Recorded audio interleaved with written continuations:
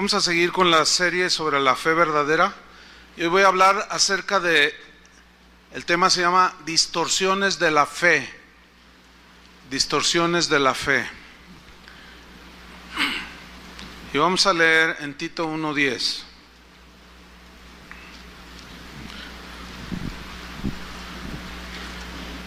¿Ya lo tiene? Bien, me sigue ahí. Dice así: porque hay aún muchos contumaces, habladores de vanidades y engañadores, mayormente los de la circuncisión, a los cuales es preciso tapar la boca, que trastornan casas enteras, enseñando por ganancia deshonesta lo que no conviene. Uno de ellos, su propio profeta, dijo: los cretenses, siempre mentirosos, malas bestias, glotones ociosos. Este testimonio es verdadero. Por tanto, repréndelos duramente para que sean sanos en la fe, no atendiendo a fábulas judaicas ni a mandamientos de hombres que se apartan de la verdad. En estos versículos vemos la exhortación que Pablo le estaba haciendo a Tito, que estaba pastoreando una iglesia, y le advierte de hombres que hablaban un montón de cosas que no tenían que ver nada con la fe cristiana, aunque estaban dentro de la iglesia cristiana. Y Pablo, advirtiendo de este peligro, sabedor de que es más fácil creer la mentira que la verdad, Pablo le da una instrucción a Tito y le dice en el versículo 13: repréndelos duramente. Suena duro, ¿no?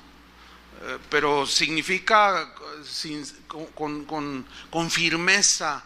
Repréndelos duramente, con firmeza. Para el propósito de la reprensión era para que sean sanos en la fe. Sanos en la fe. Qué importante es que un cristiano, alguien que dice que se dice seguidor de Jesús, qué importante es que tenga una fe sana, según este versículo. Así como en lo natural, nuestra alimentación, si es buena, nuestro cuerpo va a crecer y se va a desarrollar y vamos a estar sanos, físicamente hablando. Espiritualmente hay una analogía también. Doctrina mala, fe defectuosa. Doctrina mala, fe distorsionada. ¿Me explico? Y la manera en que se distorsiona la fe en muchos creyentes está en el versículo 14. Dice: no atendiendo a fábulas que algunos judíos estaban difundiendo dentro de la iglesia, ni a mandamientos de hombres que se apartan de la verdad del evangelio. Bueno, esta encomienda de Pablo al pastor Tito es muy actual. Dios sigue advirtiéndonos acerca de hombres que hablan un montón de cosas que pueden perjudicar y dañar la fe de los cristianos. Y el Espíritu Santo está con esta encomienda el día de hoy, diciendo de no ser flexibles en cuanto a la fe, sino inflexibles en cuanto al guardar la fe. Pablo, cuando estaba a punto de morir, dijo: he terminado la carrera, he guardado la fe. Él defendió las verdades del evangelio como la fuente de su fe. Qué importante es eso. El cristianismo bíblico, subrayo el cristianismo bíblico, porque ahorita el día de hoy hay conceptos del cristianismo bien nada que ver, pero el cristianismo bíblico hace afirmaciones muy claras, muy concretas, muy concisas. Por ejemplo, dice que la salvación viene por la fe en la persona y en la obra de Cristo. ¿Están de acuerdo con eso? Es contundente ahí. Es una verdad fundamental de las Escrituras. Las doctrinas esenciales del cristianismo no pueden ser modificadas, no pueden ser enmendadas como son enmendadas las constituciones en los distintos países. Vamos a enmendar el artículo 123 para que va evolucionando la sociedad. No, la palabra de Dios no es así. La palabra de Dios es eterna. Es sí y amén. No se puede reinterpretar, no se puede modificar, no se puede hacer correcciones a lo que Dios ya decidió que quedara escrito. Jesús aseveró: el cielo y la tierra pasarán de vigencia, pero mi palabra no pasará. Esa seguirá y es vigente, fue vigente antaño, es vigente el día de hoy. La mayoría de las religiones fundamentan su validez en las experiencias que tengan los adeptos a cierta religión. Ay, sentí esto, ay, sentí acá, ay, vi esto. Los sentimientos forman el sentir de las personas, es muy importante en los miembros de la mayoría de las religiones. Aún hay religiones que tienen una buena influencia para que los seguidores de estas religiones tengan una conducta moral buena, pero el cristianismo bíblico, escuchen bien, no se fundamenta en lo que yo sienta o deje de sentir o de pensar o en mis imaginaciones. No, el cristianismo bíblico se fundamenta en verdades sólidas y contundentes que están expresadas en las Escrituras. Sienta yo o no sienta bonito. El cristianismo no niega que otras religiones puedan traer un efecto en las personas, en los seguidores de estas religiones, un efecto tal que aún sus conductas pues sean buenas y catalogadas por la sociedad como son buenas personas, son buenos ciudadanos. Aún, fíjense, hay religiones que al ser observadas por principios que son universales, los seguidores de estas religiones aún pueden incluso experimentar la prosperidad material. Por ejemplo, los mormones, cuya doctrina es anticristiana, es totalmente antibíblica su doctrina, y sin embargo son muy prosperados económicamente en esta tierra. Ellos son dueños, entre otras grandes empresas, de la Pepsi-Cola, para que siga apoyando. Por ejemplo, en Estados Unidos hay el estado de Utah. Es un estado eminentemente mormón. Todas las empresas que hay ahí, los dueños son mormones. Allí acabamos de iniciar una casa de oración. Y yo hablaba con los hermanos con los que se inició, y me comentaban que ellos, cuando eventualmente van a solicitar un empleo, les preguntan: ¿eres mormón?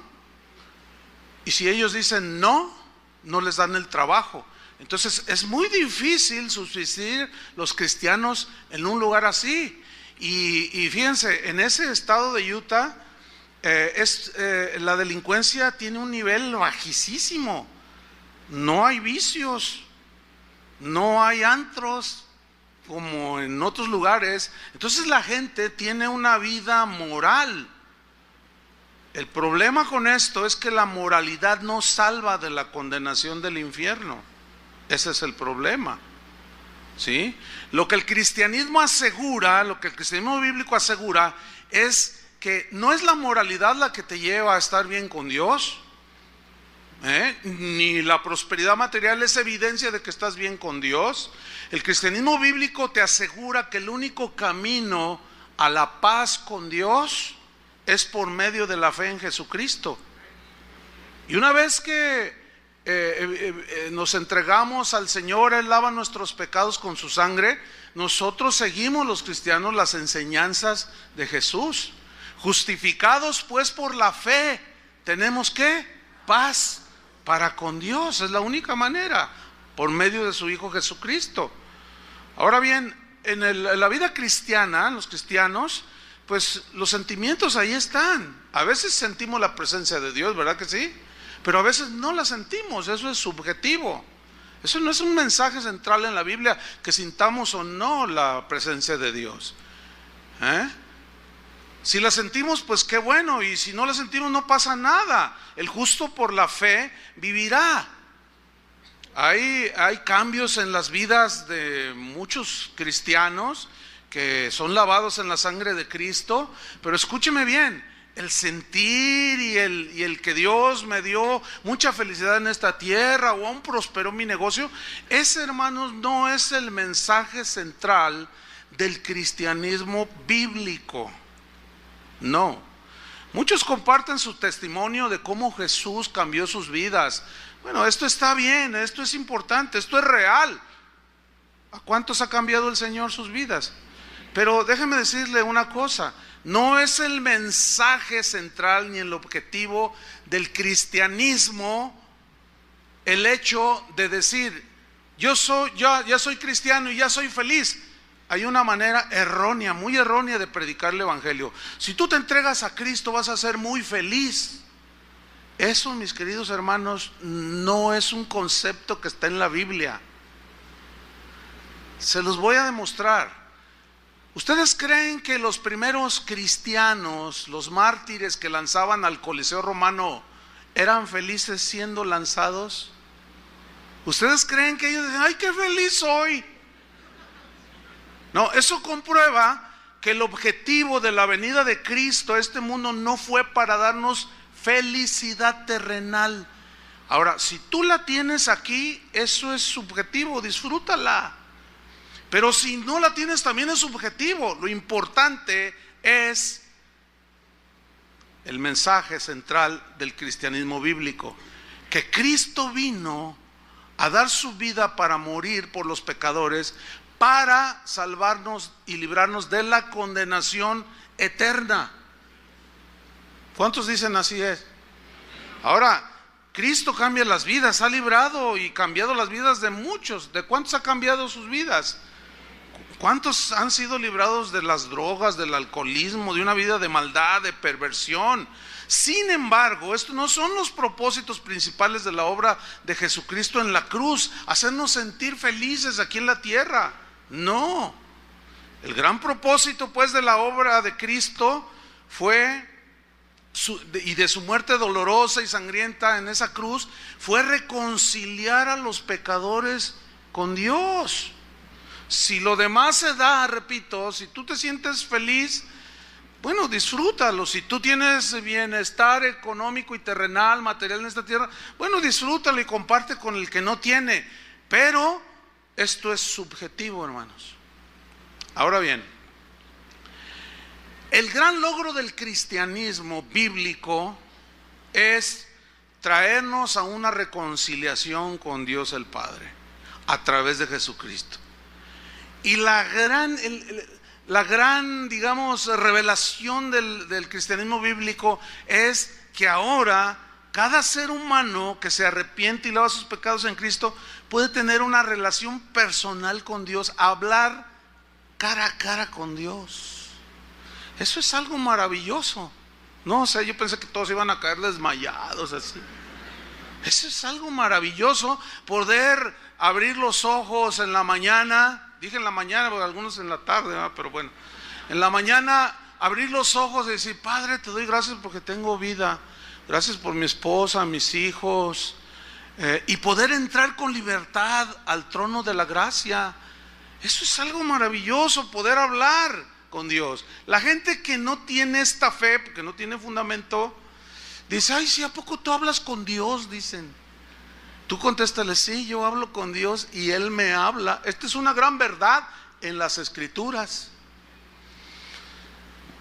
La meta de Cristo, pues, de llegar a la cruz no era para traernos la felicidad terrenal, sino la paz eterna con aquel que nos amó de tal manera que dio a su Hijo unigénito, para que todo aquel que en Él cree no se pierda, mas tenga vida eterna. Entonces el verdadero cristianismo no puede existir sin un fundamento doctrinal claro y contundente. No puede existir.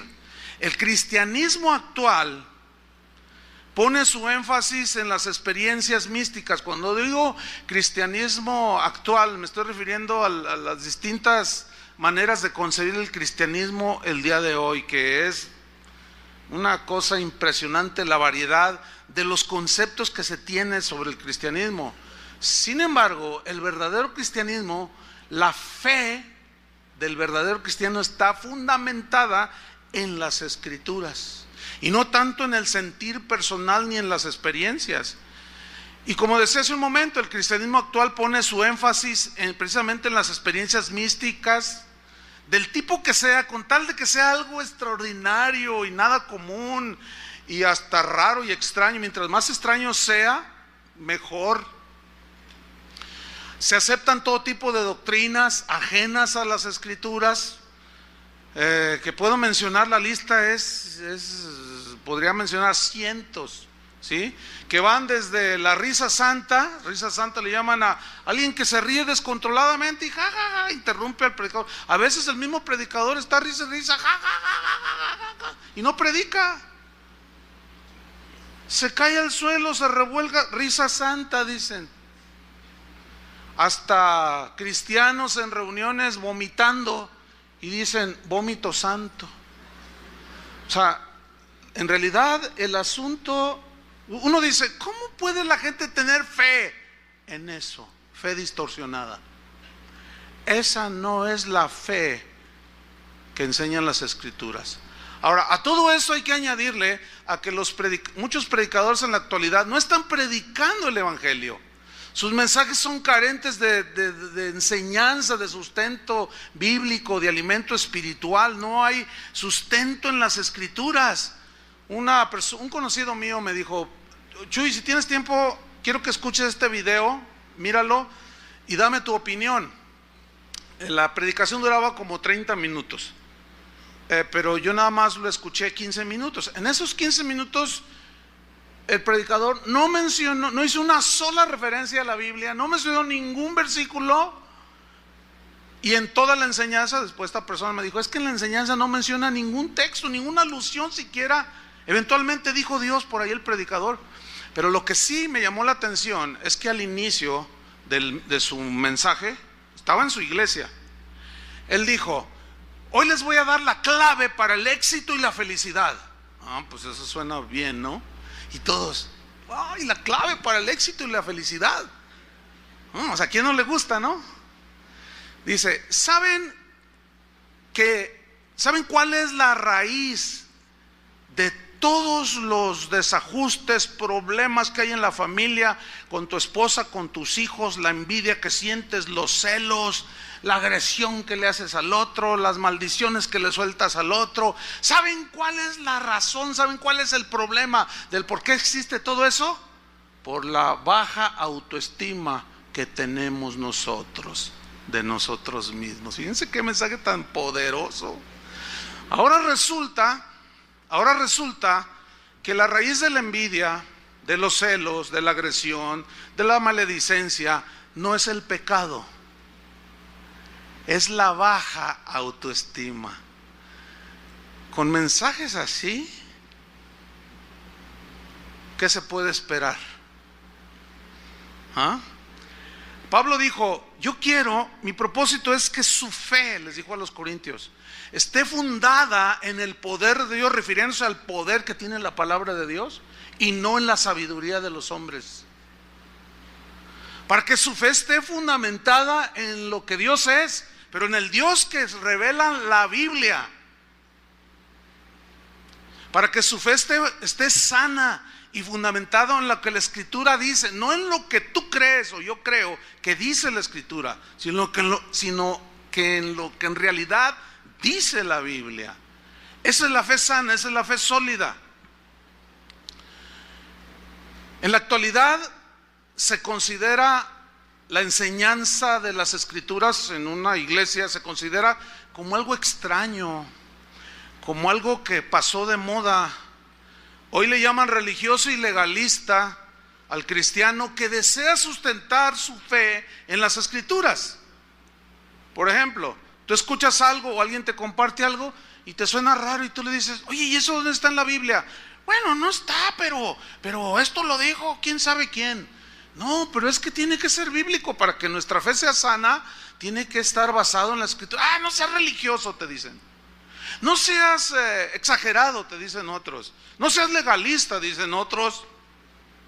Entonces hoy resulta que querer ser como los de Berea, que al escuchar un mensaje, como en el mensaje que escucharon de Pablo, iban a las Escrituras para ver si lo que Pablo decía era cierto o no. Ahora resulta que ese espíritu que tenían ellos, esa actitud que la Biblia alaba, que todos deberíamos de tener, ahora es anticuado, es antimoda y es sinónimo de religiosidad y de legalismo. ¿Hasta dónde iremos a parar, hermanos? Ahora, nosotros los cristianos, que decimos que fundamentamos nuestra fe en las Escrituras, sabemos que Dios justifica al pecador que acude a Él por medio de la fe. Sabemos eso, ¿no es cierto?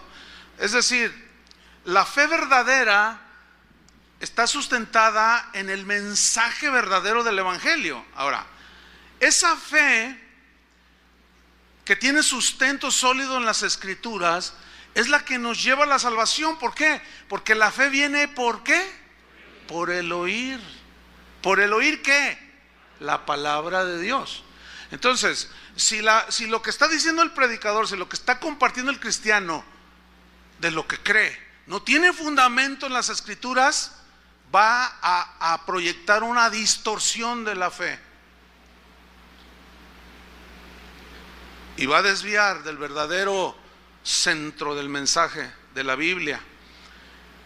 Las Escrituras enseñan claramente que no es la fe la que nos salva, sino el objeto, en este caso la persona de Cristo en quien ponemos la fe. Es decir, oímos el mensaje acerca de Jesús, de alguien, ese alguien es Jesús, y al oírlo, si creemos, la fe no es la que nos salva, sino el objeto de nuestra fe. ¿Sí lo entienden, no? Eso es una verdad. Entonces, si eso que se oye no es un mensaje fundamentado en las Escrituras, no puede haber salvación, ¿entienden? Ese es el gran problema el día de hoy. Mira, cualquier objeto, cualquier cosa en la que la gente ponga su fe, en cualquier persona inclusive en que la gente ponga su fe y su confianza, que no sea en Jesucristo y en su palabra, con toda seguridad los va a llevar a la condenación. Los va a llevar a la desviación, los va a llevar a la frustración, porque se van a dar cuenta al paso de los años que los engañaron. ¿Sí? Por ejemplo, mire, abra su Biblia en Marcos 9:23. Ahí hay una historia muy interesante, Marcos 9:23. La historia trata de un hombre que tenía un hijo que estaba posesionado por un demonio. El demonio le provocaba al muchacho que no podía hablar. Ahora, no todos los que están mudos significa que están endemoniados, no. Esa es una distorsión de una creencia, ¿sí? Pero los demonios sí hacen actividad que dañan en ocasiones las funciones del cuerpo, como en este caso. Entonces Jesús le pregunta que qué le pasa al muchacho. Y dice, no, es que un demonio, un espíritu viene y lo sacude y echa espumarajos y lo tira en el fuego. Imagínense la tortura de este pobre muchacho. Entonces Jesús le da la esperanza de que si cree, Él lo libera. Y mira lo que le dice en Marcos 9:23. Jesús le dijo, ¿ya lo tiene? Jesús le dijo, si puedes creer, en este caso ser liberado de esta posesión demoníaca. Si puedes creer, dice, al que cree, y creer es fe. Al que cree, ¿qué dice? Todo le es posible. Digan todos, todo le es posible al que cree. ¿Les gusta eso? A mí sí, suena bien, ¿no? Al que cree, todo le es posible. Bueno, si nosotros nos quedamos allí en ese versículo y no leemos todo el panorama al respecto de la fe, nosotros corremos el riesgo de de poner nuestra fe en esa parte de la Escritura que dice que al que cree todo le es posible, pero si de una manera ignorante o deliberada hacemos caso omiso del verdadero significado que tiene todo le es posible al que cree, podemos irnos a un extremo en la fe. Podemos irnos a una distorsión de la fe, producto de una mala interpretación. Y esta mala interpretación va a distorsionar mi fe. Y si yo enseño sobre esa distorsión, voy a producir fe distorsionada en la gente. Ya no va a ser una fe sana. Porque al que cree todo le es posible. Hace unos años atrás, alguien aquí en la ciudad que dice que es apóstol, un domingo en su congregación, cuando estaba ahí enfrente de su gente, le dijo: hermanos, Dios me ha dado una tremenda revelación. Dice: hoy es un día de liberación y de salvación, dice, lo confieso, dice. ¿Cuántos de ustedes, les pregunto, cuántos de ustedes tienen familiares que murieron sin Cristo? Levanten su mano. No, pues muchos levantaban la mano. No les estoy poniendo un ejemplo. Pongan más atención. Ok. Les dice este apóstol: ¿cuántos de ustedes tienen familiares que murieron sin Cristo y están en el infierno ahora? Levanten su mano. Y entonces empezaron a levantar la mano. ¿Quién tiene? No, mi papá. Mi papá murió sin Cristo, por más que le prediqué, blasfemó y se burló, y era parrandero, era mujeriego, se drogaba, era borracho, se murió y se fue al infierno.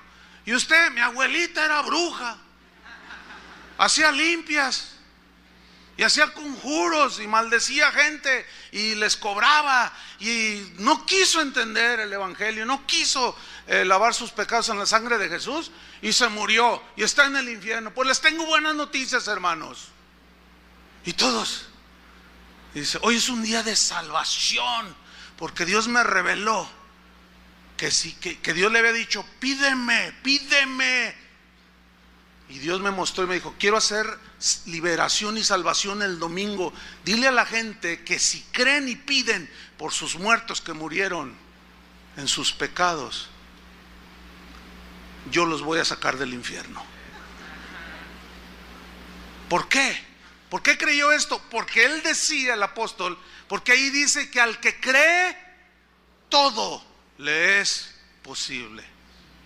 Pregunto: ¿todo es todo aquí? Es evidente que no. Todo se refiere a aquello que tiene sustento en las Escrituras. Está establecido para los hombres que mueran una sola vez y después quedan sujetos al juicio de Dios. Entonces la fe se distorsiona cuando hay malas interpretaciones. Pablo le dijo a Timoteo en 2 Timoteo 2:15, le dijo lo siguiente. Timoteo era un joven pastor que estaba aprendiendo las labores del ministerio, no tenía mucha experiencia, necesitaba el consejo sabio, y el Espíritu Santo mueve en el corazón de Pablo y le escribe esto que quedó en las Escrituras como algo inspirado por Dios.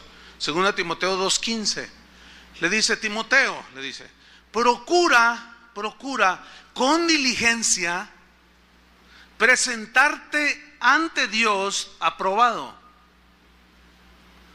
Dice: como obrero que no tiene de qué avergonzarse, que usa bien, ¿qué?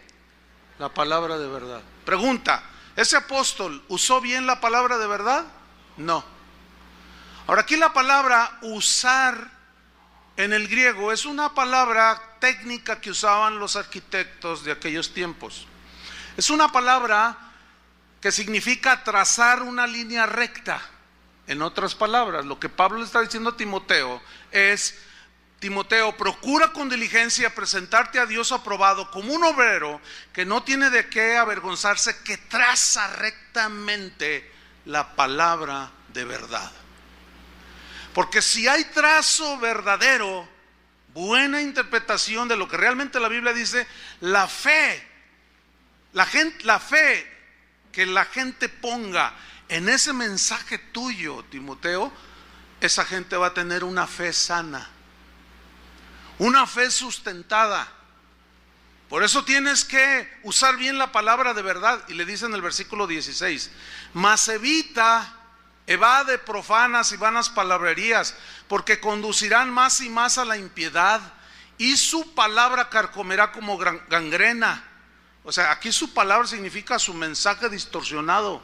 Fíjate lo que dice: carcomerá como gangrena. Irá pudriendo la fe de algunos, de los cuales, y luego menciona a dos, de los cuales son Himeneo y Fileto. ¿Qué hicieron estos dos?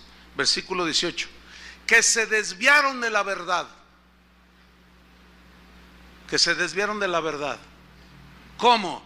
Diciendo, enseñando que la resurrección ya se efectuó, y trastornan la fe de algunos. ¿Qué inventaron? No da mucho, la Biblia no da mucha explicación de qué es lo que enseñaban. Pablo nada más dice: mira, Himeneo y Fileto, esos dos se desviaron de la fe.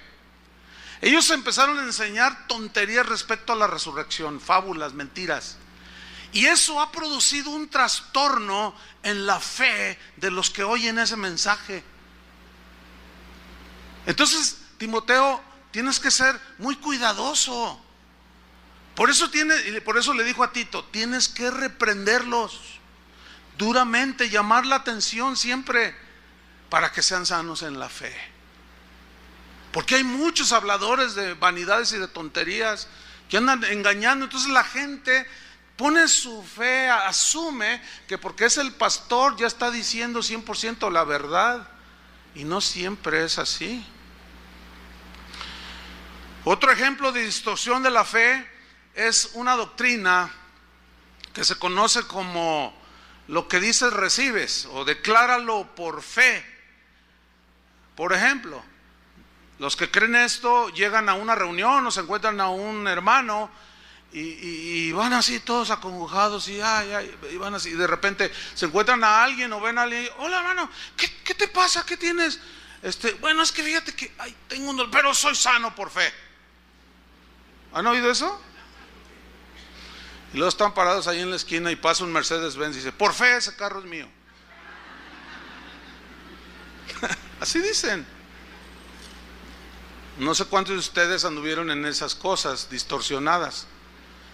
O está una chica por acá y está un chico por acá, y pues como que le atrae, ¿no? Entonces dice: por fe, aquel va a ser mi esposo, dice, por fe.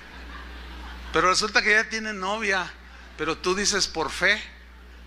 O sea, como que si yo lo digo y lo creo, pues eso recibo, dicen ellos. Es que la Biblia enseña que yo recibiré lo que diga, y lo que yo declare con fe, eso voy a recibir, eso dice la Biblia, dicen ellos. Y te citan un versículo. Vamos a verlo. Marcos 11:23, es el favorito. Es el favorito. Esto ha producido tanto daño, hermanos, tanta fe distorsionada. Pongan mucha atención. Todavía no acabo el mensaje, para que no me vea feo. Marcos 11:23 dice así. Aquí está hablando Jesús y dice: porque de cierto os digo que cualquiera que dijere a este monte: quítate y échate en el mar, y no dudar en su corazón, lea con atención, sino creyere que será hecho lo que dice, lo que diga le será hecho. Pregunta: ¿ese versículo les parece como que suena así como algunos creen? Sí suena, ¿no? ¿O no? Voy a leer la última parte. Si tú le dijeras a este monte: quítate y échate en el mar, y no dudara en su corazón, sino creyere que será hecho lo que dice. Ahí está, lo que dice. Lo que diga le será hecho. Bueno, parece como que dice allí.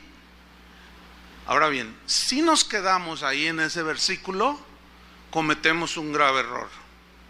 La Biblia, como hemos enseñado en otras ocasiones, la mejor manera de leerla y de predicarla y de enseñarla es de una manera tomando todos los pasajes, el pasaje completo. Si nosotros nos quedamos ahí, corremos el riesgo de malinterpretar el versículo creyendo supuestamente algo que supuestamente dijo Jesús. Ahora, ¿cómo saber si estoy interpretando lo correcto? Hay varias reglas de interpretación de la Biblia. Una de ellas dice que el versículo a interpretar se debe de tomar el contexto de la palabra o la frase o el versículo que se ha de estudiar. Esto es muy entendible. Estas son reglas de interpretación no solo de la Biblia, de cualquier texto literario. Es más, si usted recibe una carta de su papá que vive en los Estados Unidos o de su hijo que vive en los Estados Unidos, usted no empieza a leer la carta de la mitad, ¿verdad que no? Porque corre el riesgo de entender algo que nunca dijo. Pero si usted lee toda la carta, se le aclara lo que está diciendo su hijo que vive por allá o su familiar. La Biblia es igual, hermanos. Esto se llama la regla del contexto, de la interpretación por el contexto de las Escrituras. Y el contexto, ¿qué es el contexto? Lo que viene antes del versículo y después del versículo. Vamos a hacer un ejercicio al respecto, para que nosotros podamos ver que viendo el contexto se nos aclara que la frase lo que dice se refiere a lo que decimos y pedimos en la oración. No se refiere a una declaración arbitraria que yo digo, una declaración de fe. No, eso no es bíblico. Eso ha distorsionado la fe de muchas personas. Vamos a hacer este ejercicio. Vamos a tomar de nuevo Marcos 11:23, ¿ok? Porque de cierto os digo que cualquiera que dijere a este monte, el monte, yo les expliqué en otra enseñanza sobre la fe, era en el contexto judío, era metáfora de las dificultades, de los problemas que enfrentaban la gente de ese tiempo, y era algo metafórico cuando se decía, tengo una montaña enfrente de mí. No sé cómo enfrentar esta montaña.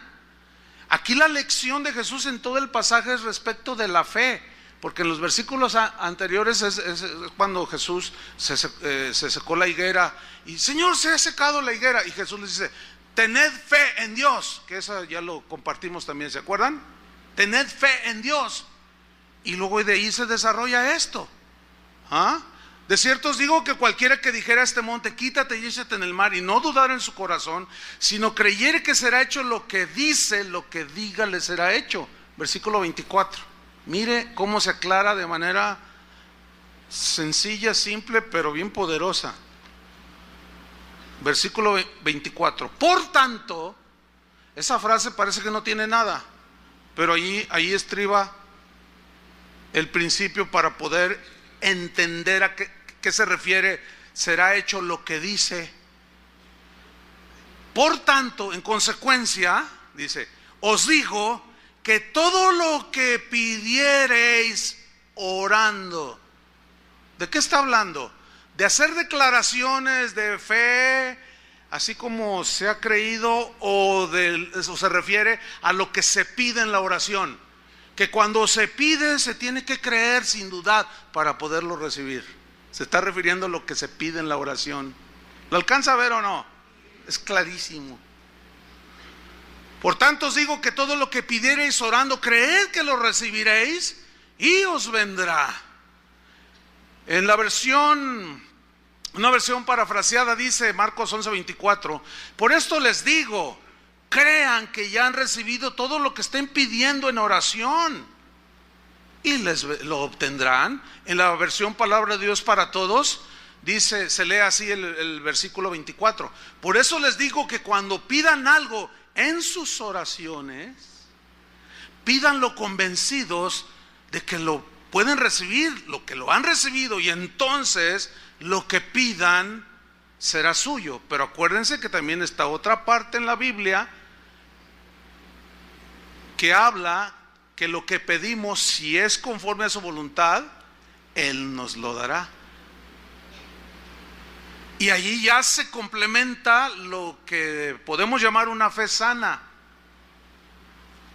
Una fe distorsionada en una aseveración que la Biblia no enseña, ha distorsionado la fe de muchas personas. Déjeme contarle un caso que viví hace años de esto. Yo tenía unos amigos que tenían 2 hijos, varoncitos, pero ellos querían la niña. Y me dijeron: Chuy, ayúdanos a orar porque vamos por la niña. Ah, pues está bien, pues claro que sí. Ayúdanos a orar porque queremos una niña, queremos otro hijo, pero que sea niña. Ah, está bien. Y yo los dejé de ver por un tiempo. Un día me los encuentro por ahí en un lugar ahí, en un centro comercial. Y la vi a ella con su pancita.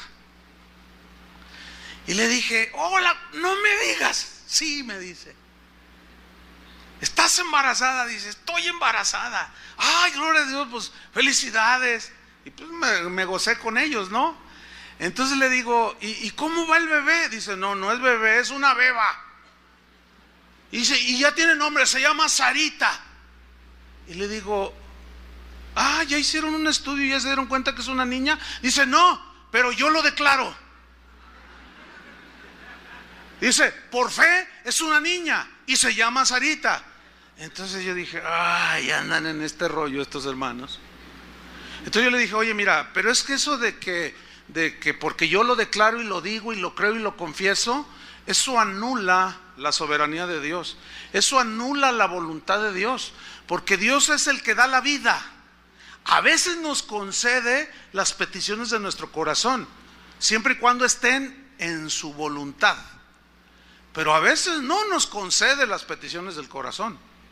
A veces no nos responde a las oraciones y a los deseos que nosotros tenemos. ¿Están conscientes de esos? Eso es el otro lado de la verdad. Que al no entenderla se distorsiona la fe. Y se asegura que todo lo que tú declares se tiene que hacer, porque lo que dices lo estás diciendo con fe y creyendo, y lo recibo porque ahí dice, Jesús lo dijo: el que diga todo lo que dice creyendo lo recibirá. Y ella es Sarita. Yo seguí tratando de convencerlos de que no estaba, porque esa doctrina agarró mucho auge de 25, 30 años a la fecha. Ahorita está metida en 95% de las iglesias, esa distorsión de la fe. No, ellos ya habían agarrado esa distorsión. A alguien la estaban escuchando por ahí. Bueno, pasó el tiempo, llegó el momento de dar a luz y me avisaron de que ya había dado a luz. Entonces yo fui al hospital, pues, mis amigos y todo. Por cierto, el hospital es el 3 Colonias, que está aquí abajo, por esta misma cuadra con 8 de julio. Ahí estaban ellos. Entonces yo entro al cuarto y lo primero que veo es a él, así, miren.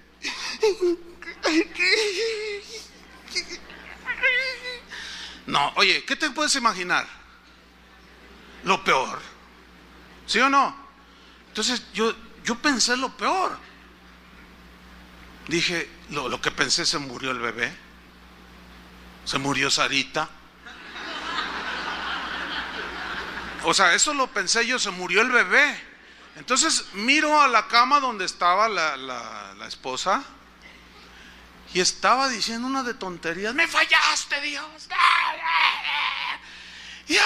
Y lloraba y gritaba. Yo decía: entonces, oye, ¿qué pasó? ¿Qué están bien? ¿Qué pasó? Y en eso entra una enfermera con un bebé en brazos. Y entró, ¿verdad?, bien contento. Dice: ay, mire, ya le traigo a su niño, a su bebé. Mire qué lindo niño. Ese no es mi hijo. Mi hijo es una niña, se llama Sarita. Ese no es mi hijo. Yo dije: órale. Entonces entendí. Ella siguió diciendo que Dios no había cumplido su promesa, porque ella había declarado y había creído y había dicho que sería Sarita. No fue Sarita, fue un bebé, un niño. Bueno, al fin, claro, pues lo aceptaron, le pusieron Abramcito para que más o menos rimara, porque entre Abramcito y Sarita, pues más o menos ahí queda el asunto, ¿no? Bueno, como ese ejemplo, hermano, les puedo poner 20,000 de fe totalmente distorsionada, sin sentido. Eso no enseña la Biblia. La Biblia habla de orar y creer lo que le pedimos, y si es conforme a su voluntad, pues lo disfrutamos y le damos gracias. Y si no lo recibimos, es porque no fue conforme a su voluntad, y su voluntad es perfecta para nosotros, y la aceptamos. ¿Cuántos dicen amén? Esa es la fe sana. Esa es la fe que no se desanima ni se lesiona, porque es una fe sustentada en las Escrituras. Otra distorsión de la fe es lo que yo he llamado fe triunfalista. El diccionario de la Real Academia Española define el triunfalismo, pongan atención cómo lo define, como actitud de seguridad en uno mismo. Actitud de seguridad en uno mismo. Superioridad sobre los demás, dice la definición, fundada en la propia sobreestimación. Mira, los que siguen estas enseñanzas distorsionadas, cuando ellos declaran algo y eventualmente se les da, híjole, es lo peor que les puede suceder. ¿Saben por qué? Porque siguen más en el engaño. Es como los judíos: queremos carne, queremos. Y Dios les dijo: ¿que no me quieren a mí? No, nosotros queremos carne. Y les dio carne. Y aún estaba la carne en sus bocas, y vino el juicio de Dios. Es lo peor que le puede pasar a alguien que cree esas falacias, porque a veces en esa obstinación, entonces no me quieres a mí, no, yo quiero lo que yo diga. Eso está terrible, hermanos. Y cuando a alguien eventualmente se le da, tiene una actitud de soberbia. ¿A cuántos predicadores yo he visto así en vivo? Decir: ¿saben que estos zapatos que traigo valen $1,000? ¿Saben por qué los traigo? Porque yo lo que digo recibo. ¿Saben por qué traigo el carro que traigo? Porque yo cuando veo un Cadillac digo, lo huelo, digo, eso es mío por fe, y yo lo tengo por... No, pues si así fuera, imagínate de lo que se ha perdido todos los habitantes del mundo, todos tuvieran su Cadillac. Eso demuestra la falacia, la mentira.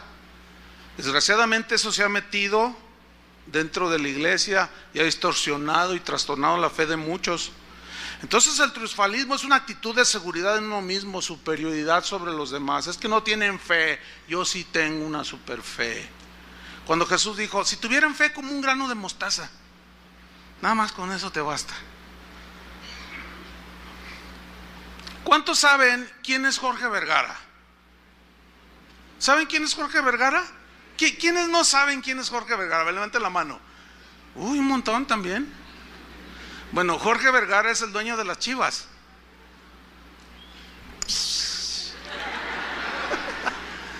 Bueno, Jorge Vergara es un hombre seguidor de la metafísica aristotélica. Es un seguidor de la confesión positiva. Es un hombre que dice que tú debes de pensar positivo y hablar positivo para que tú puedas crear tu propia atmósfera de éxito. Entonces, si tú piensas que te va a salir todo bien, te va a salir todo bien. Si tú hablas positivamente, tienes una actitud mental positiva, todo a tu alrededor va a ser positivo y bueno. Y él es propagador incluso de esa filosofía.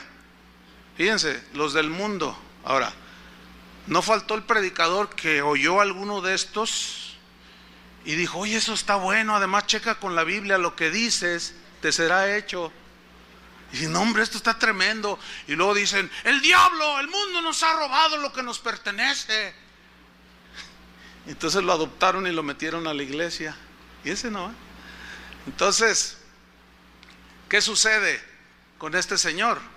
Bueno, este señor, cuando compró a las Chivas, por ahí en el 2003, 2005, no me acuerdo bien, él dijo lo siguiente, dice, las Chivas va a ser en 10 años el mejor equipo del mundo. ¿Por qué se ríen? ¿Dijo o no dijo eso? ¿Dijo o no dijo eso ese señor? Eso es triunfalismo. ¿Entiende? O sea, tenía una fe exagerada. ¿Basada en qué? En su confesión de lo que él decía. Él dijo, mi equipo, las Chivas, va a ser mejor que el Barcelona y que el Real Madrid. Lo que no aclaró es que era el Barcelona, el de la liga de aquí de Talpita, y el Real Madrid de la liga aquí del Cerro del Cuatro. O sea, eso es lo que llamamos un triunfalista. Los políticos son expertos en frases triunfalistas y la gente se las cree. ¿Cuánta gente de allí, precisamente de estos barrios marginados, tienen 25 años creyéndoles a los políticos que les van a pavimentar? Y no les han pavimentado, pero les dijeron que si los elegían ellos eran casi los mesías, y los convencían con frases y promesas que no podían cumplir. Y la gente pone su fe en frases triunfalistas. El mismo señor Vergara dijo en el 2007, cuando Hugo Sánchez, que bueno, sí ha sido el mejor jugador que México ha tenido en el extranjero, hizo historia, lo del César al César, dicen, ¿verdad? Hugo Sánchez tomó el mando de la selección nacional y Vergara sale con sus declaraciones triunfalistas y dijo, ahora sí, con Hugo Sánchez en el timón de la selección nacional seremos campeones del mundo en 2010. Bueno, hubo un montón de gente que dijo amén. Bueno, usted me entiende, ¿no? O sea que, oh sí, no, sí. Y yo recuerdo haber visto en los programas esos deportivos el debate, ¿no? Oye, ¿cómo ves la declaración? Yo creo que sí vamos a ser campeones del mundo. Y estaba uno así, de lengua me como 3 tacos, 10 tacos. Ay, este señor, ¿quién soporta a este hombre? Dice uno de ellos. Y luego otro dice, tú eres bien negativo, por eso nunca vamos a ser campeones. Ahora resulta que para ser campeones tenemos que declararlo, le dice el otro. Ahora imagínate, 20 equipos en el mundial, vamos a poner que son 20, y los 20 declaran que van a ser el campeón.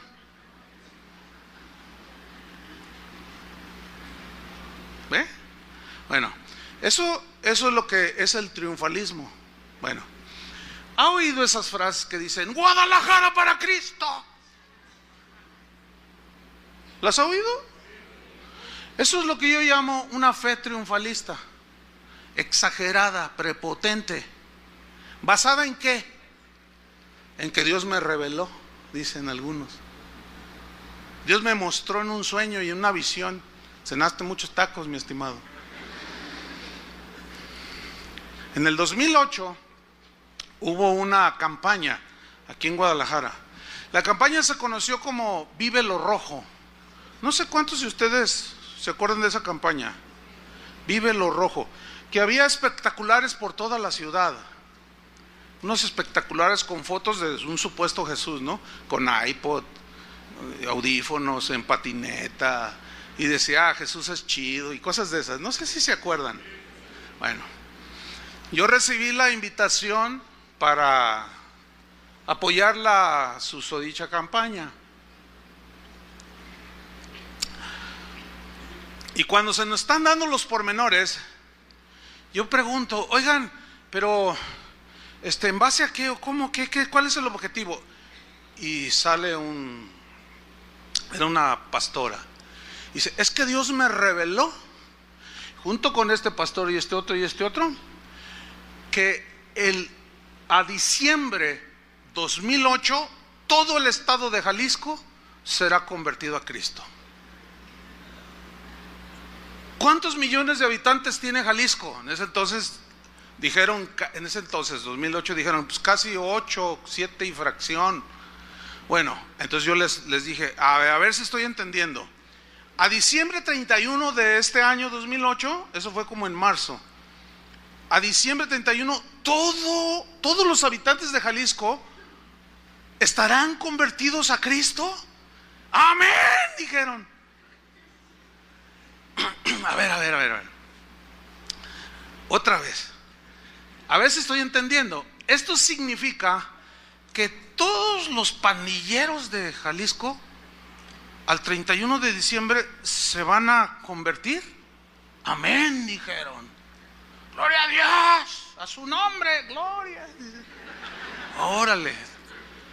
Eso significa, estoy entendiendo, que todos los carteristas y los malandrines de Jalisco se van a convertir al 31 de diciembre del 2008.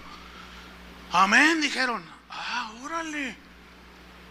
Todos los homosexuales de Jalisco se van a convertir. Amén, dije. Todos los adúlteros, amén. Los diputados del Congreso, todos. Híjole. Al 31 de diciembre. Entonces yo les dije, eso supone, la junta era seria, no había así como ustedes se ríen. Digo, da risa porque pues da risa, ¿no? Pero no estaba así allí.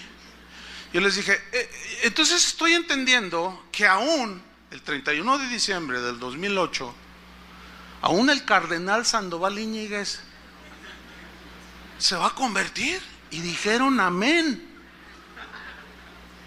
Lo declaramos, dijeron. Lo establecemos, lo reclamamos y lo confesamos, dijeron. Bueno, ¿y en la iglesia de quién se va a reunir el cardenal Sandoval Íñiguez? Yo les dije, ¿saben una cosa? Esto no es objetivo. Esto no tiene una objetividad en la fe. Porque Jesús mismo dijo, vayan por todo el mundo y prediquen el evangelio a toda criatura. El que creyere y se bautice será salvo. El que no creyere será condenado. ¿Qué significa eso? Que no todos van a creer. El único caso en la Biblia que existe de una ciudad convertida es Nínive. Está en el libro de Jonás. Pero ¿cómo fue que se convirtieron? Jesús lo dijo. ¿Cómo? Jesús citó Lucas 11:32, no lo busque.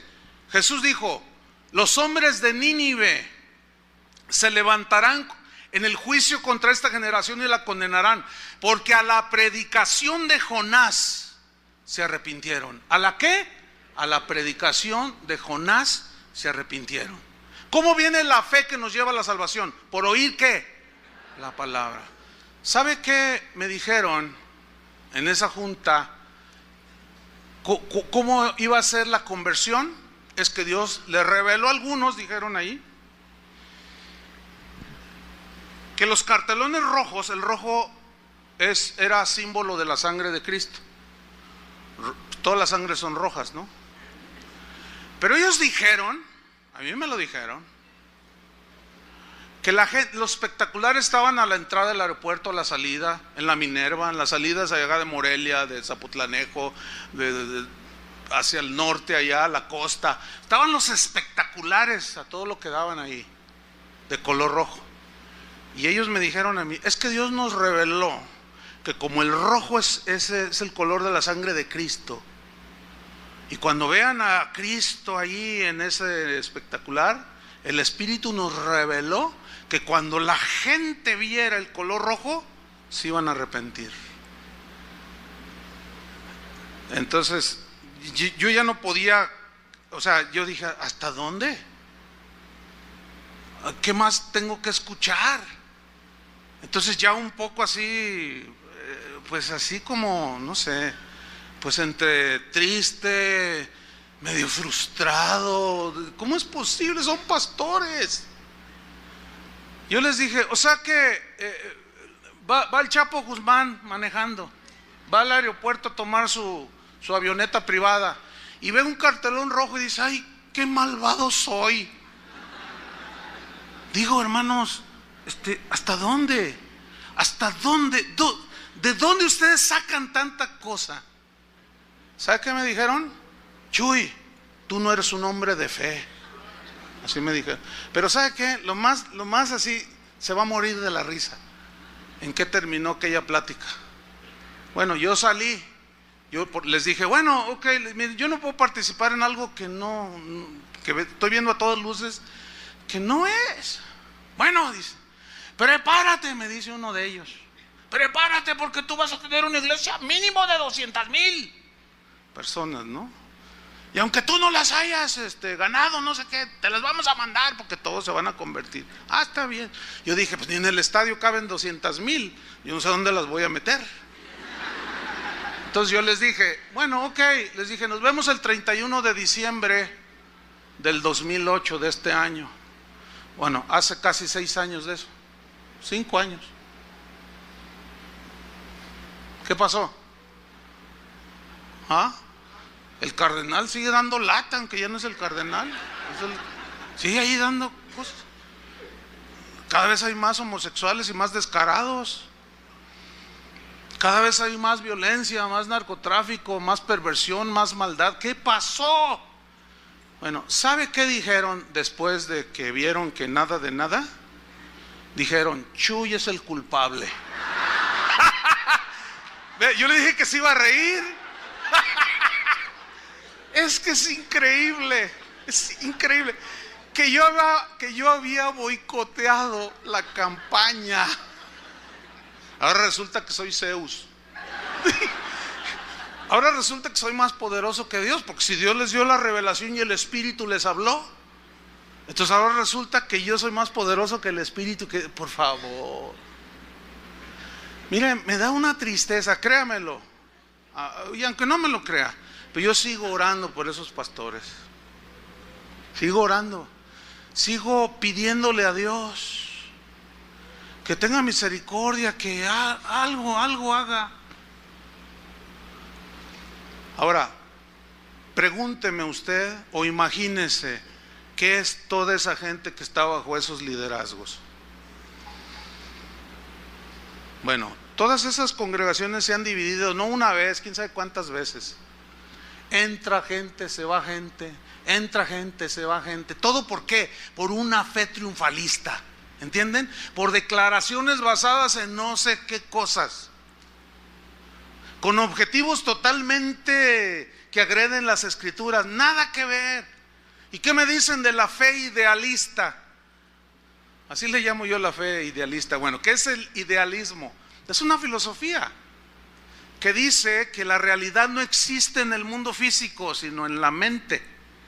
Entonces, como mi mente, por ejemplo, yo he oído todas esas declaraciones. Por ejemplo, ¿se acuerda de John Lennon, aquel ex Beatle que murió asesinado por uno de sus fans, precisamente, que compuso una canción que se llamó Imagina? ¿Se acuerdan de eso? Los que son de acá, los de Timbiriche para acá, pues esos no. Él cantaba, la canción más o menos decía, imagínate un mundo como una hermandad. Imagínate que no hay distinción de razas, imagínate que no hay religión, imagínate todos abrazándonos y quién sabe cuánta cosa. Bueno, eso era un idealismo. Eso no se puede dar. ¿Por qué? Por la maldad que habita el corazón del ser humano. Nada más por eso. Pero eso nada más está en la mente. Se habla del idealismo de Platón, por ejemplo, que anhelaba muchas cosas muy bonitas. Nosotros podemos ser idealistas en ese sentido, y acá en la mente echarle vuelo y decir, ay, ay, y dice, ay, si mi papá se portara así y mi mamá no le gritara y yo me portara mejor, ay, amor y paz, y nos íbamos todos al zoológico, y nos íbamos todos por, ay, qué bonito sería, y yo poder ver a aquella que hoy me cae gorda y verla, y pues darle rienda suelta al idealismo. Entonces la fe idealista no se basa en lo que Dios ya dijo, sino ni en lo que está registrado en las escrituras. La fe idealista se basa en los pensamientos y en las imaginaciones que cada quien concibe. Por ejemplo, ahí está un cristiano idealista, ¿no? Y dice, ay Dios, qué lindo eres. Y papi, ¿verdad? Papi Dios, dice, ay, tú eres amor, Dios es amor, tu palabra dice que tú eres amor. Entonces empieza a imaginar y lee que Dios es amor. Y luego se para el domingo y les empieza a predicar, ¿saben una cosa, hermano? Dios es amor. Y saben, estoy convencido de que si Dios es amor no va a mandar a nadie al infierno. Y luego se dirige a un matrimonio, ¿tú mandarías, Tony, a tu hijo Tonito? ¿Lo echarías a una hoguera ahí ardiendo? La respuesta humana y lógica es no, porque es su hijo. Dice, así tampoco Dios no mandará a ninguno de sus hijos al infierno. Es cierto, a sus hijos no los va a mandar, sino los que no son sus hijos. A esos sí los va a mandar al infierno. Eso es lo que dice la Biblia, ¿o no? Bueno, mi mente idealista y cristiana, bueno, Dios me cambió el corazón y me lo hizo bueno. Pero esa bondad tiene que estar basada en lo que la Biblia dice, ¿eh? Yo no puedo ser más bueno que Dios, ni pretender ser más justo que Dios. Entonces empiezo a predicar que el infierno no existe, que es una invención para asustar a la gente y que deje las prácticas malas y que no sé qué y que bla bla bla. Y ahí la gente ya empieza y dice, ay, por eso me gusta venir a esta iglesia, porque aquí se habla del amor del Señor. Y a mí no me gustan de esas iglesias donde hablan del juicio y que el diablo se los va a tragar y que no, a mí no me gusta eso, la condenación. Cristo no vino a condenar sino a salvar a los que creyeren. Entonces la gente empieza a desarrollar una fe idealista, que no está basada en la Biblia. Y así puedo ponerles un montón de ejemplos. Sin duda he escuchado esa enseñanza idealista de que Dios no castiga. Dios no castiga. Y la Biblia dice, ¿qué padre no disciplina, castiga? Trae la traducción antigua. ¿Qué padre no castiga a su hijo para corregirlo? ¿Cuánto más vuestro Padre castiga a sus hijos? Porque Dios al que ama castiga. Se lee en la versión antigua. Porque Dios al que ama, ¿qué? Castiga, disciplina a todo el que recibe como su hijo. Entonces, ¿castiga o no castiga? Claro que sí. Pero la fe idealista basada en un idealismo que no es en la Biblia distorsiona los conceptos de la fe y hay problemas.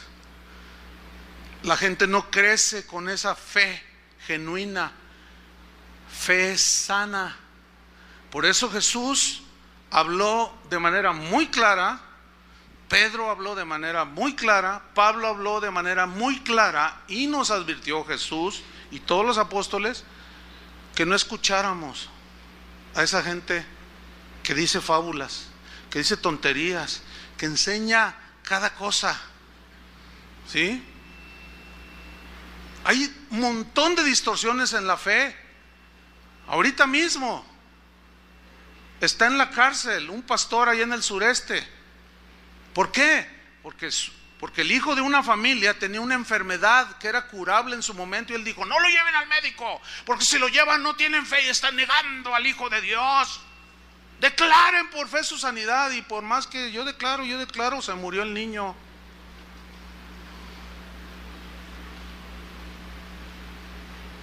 ¿Y Lo demandaron y está en la cárcel. Y aún a los padres, por torturar a su hijo, oiga, con unas temperaturas de 40 grados, una agonía, convulsiones. Y yo declaro, yo establezco, yo confieso, y el niño se murió. ¿Es pecado ir al médico? Por supuesto que no. Digo, Dios también nos dio un sentido común. Mire, ayer, antes de la predicación, yo tenía un dolor de cabeza. Me dolía la cabeza. Generalmente no me duele, pero me dolía la cabeza.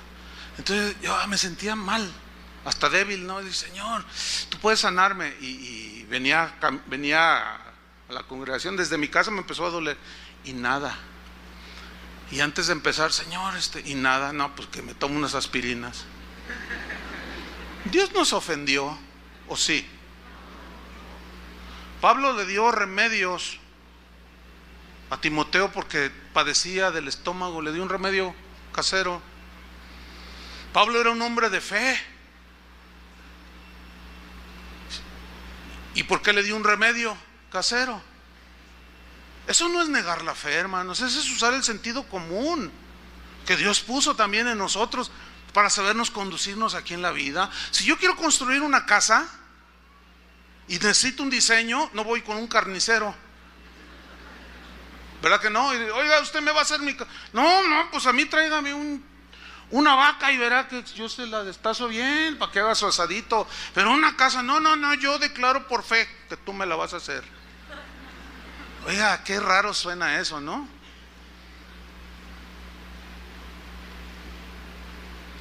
Entonces, por más que se diga, por más que se proclame, si lo que se dice no tiene un sustento bíblico, hermanos, ¿sabe por qué hay tanta religión? Por ejemplo, pare de sufrir. Ese es un triunfalismo espantoso. Pare de sufrir. Lo que Jesús dijo fue lo contrario. En el mundo tendréis aflicciones, pero confiad, yo he vencido al mundo. Ahora, ¿por qué está lleno? Pare de sufrir. Por pura gente que sufre. Y si ya paran de sufrir, ya no van. ¿Para qué? Sin embargo, siempre está lleno porque no dejan de sufrir. Ahí está el engaño. Mire, nada más es que razonemos un poquito, hermano. No, de verdad no es complicado. No es complicado. Los complicados somos nosotros que basamos y decimos un montón de cosas y de tonterías.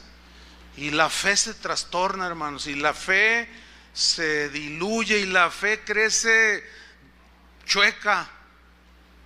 Hay gente que está negando hoy, predicadores que están negando que el infierno existe. Pues si el infierno no existe, entonces Jesús es un mentiroso. ¿Qué dijo? Generación perversa, ¿cómo escaparéis de la condenación del infierno? Él lo dijo, ¿sí o no? Entonces, hay un infierno que es literal, aunque muchos digan que no, y eso ha trastornado la fe de muchos. En Judas, para terminar, Judas 1, es un solo capítulo. Judas 1, versículo 3. Allí Judas dice algo muy importante. En la versión Reina Valera dice amados. En Judas 3 dice, en la versión que generalmente usamos, dice amados. Por la gran solicitud que tenía el escribirles acerca de las cosas que son comunes de nuestra salvación, es necesario que yo les escriba para que contendáis, así dice su versión, para que contendáis ardientemente por la fe que ha sido dada una sola vez a los santos, a los creyentes. Ahí habla una palabra importante, contender. Pero aquí contender no habla pleitear como en las cruzadas, ¿verdad? Y que yo, a ver, ¿cuántos son musulmanes? ¿Verdad? A ver, los moros, vamos a darles, y vamos a cortarles la cabeza porque no creen como nosotros. No. Esos fueron los abusos de la fe. No tiene que ver nada con Dios eso. No, nosotros no vamos a defender la fe, o no vamos a contender en ese sentido. Aquí contender es defender. ¿Defender qué? la fe que nos es preciosa, la fe sana, ¿entiendes? Por eso Pablo le decía a Tito, dice, mira, esos son hombres contumaces y habladores de vanidades. Uno de sus mismos poetas, profetas dijo, los cretenses siempre mentirosos, glotones. Este dicho es verdadero, así son. Y estos andan metiendo cosas raras dentro de la iglesia. Reprende a los hermanos para que sean sanos en la fe. Es como cuando tú constantemente estás reprendiendo a tu hijo, ya no comas papas. O a lo mejor se agarra usted comiendo con él. Defender la fe. ¿Cuál fe? Las verdades del evangelio, lo que está sustentado en las escrituras. Esa es la encomienda para nosotros. Pablo, cuando estaba a punto de irse a la presencia del Señor, dijo, he terminado la carrera, he guardado la fe. He guardado la fe. Significa las verdades. Ahí fe son las verdades fundamentales del cristianismo. Y el mismo Pablo dio la advertencia a Timoteo, le dijo, Timoteo, vendrán tiempos peligrosos, porque habrá hombres amadores de sí mismos, vanagloriosos, soberbios, blasfemos, etcétera, que tendrán apariencia de piedad, pero negarán la eficacia de ello. A ellos evítalos, dice. Dice, porque el Espíritu dice claramente que en los postreros tiempos algunos apostatarán de la fe. ¿Qué es apostatar de la fe? Apostatar es dejar la fe sana, las verdades sanas del evangelio, las verdades que verdaderamente te llevan a Dios, que te infunden fe, te infunden confianza, te ayudan a entender esas promesas, y esas promesas se reciben a través de la fe y la paciencia, y tú corres con paciencia la carrera que tienes por delante, puestos los ojos en Jesús. Bueno, esa fe es la que la Biblia nos enseña que debemos de defender. Pues nosotros no nos cansaremos una y otra vez de enseñarles, de animarles, de alentarles, de reprenderlos duramente a veces, para que sean sanos en la fe. Porque esa sanidad de tu fe tiene que ver mucho con el mensaje que escuchas. ¿Qué es lo que cuando te encuentres con la montaña y no sepas cómo enfrentarla, tú vas a orar? Y es cuando el Señor te va a dar la palabra rema que hablamos en una ocasión.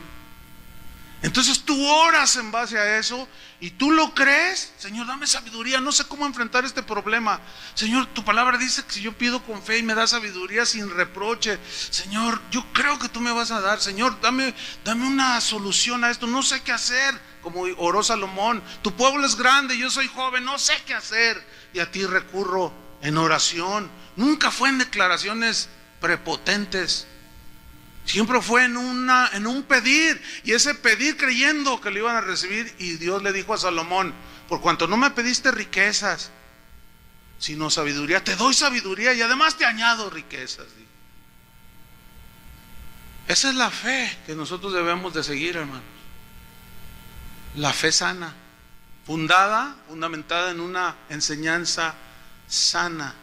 Por eso tenemos que analizar todo lo que escuchamos. No se crea de todo lo que se habla en internet, de todo lo que dicen los predicadores, más ni siquiera de lo que yo digo. Usted sea como los de Berea y vea si esas cosas son así. Y sigamos pues en esta carrera de la fe, hermanos, porque esto nos va a ayudar a tener una fe sólida y no distorsionada.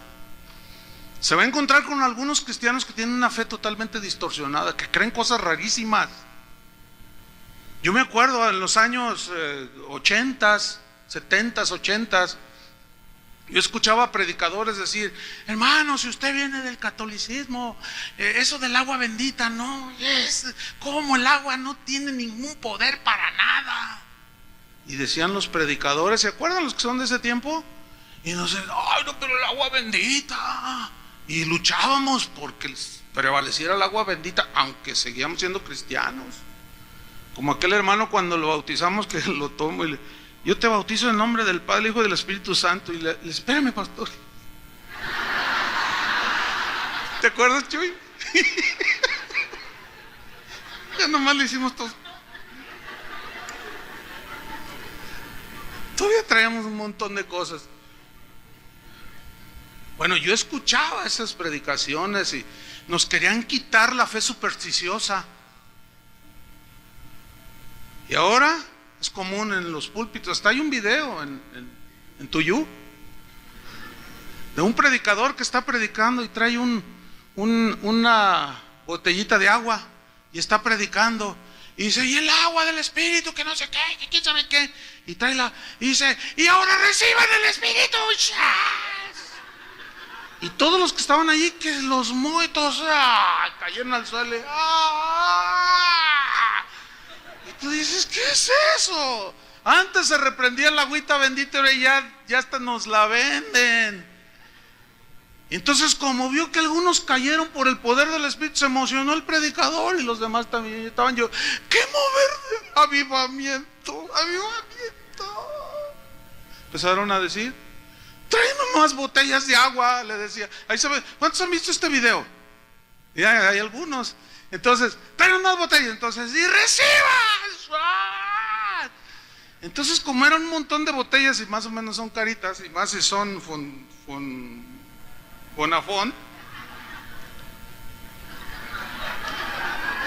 a uno ungido y dirigido por el Espíritu Santo se le ocurrió ir a conectar una manguera. ¿Han visto? ¿Ya identificaron ese video? Búsquenlo. ¿Cómo se llama el video ese? Para que vean hasta dónde hemos llegado, hermanos.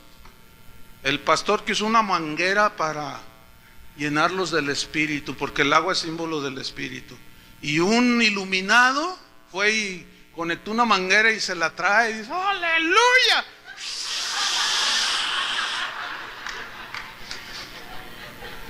¿Saben qué es lo tremendo de esto, hermanos? Que ellos mismos subieron el video diciendo que es un mover poderosísimo del Espíritu Santo. No, es interminable esto.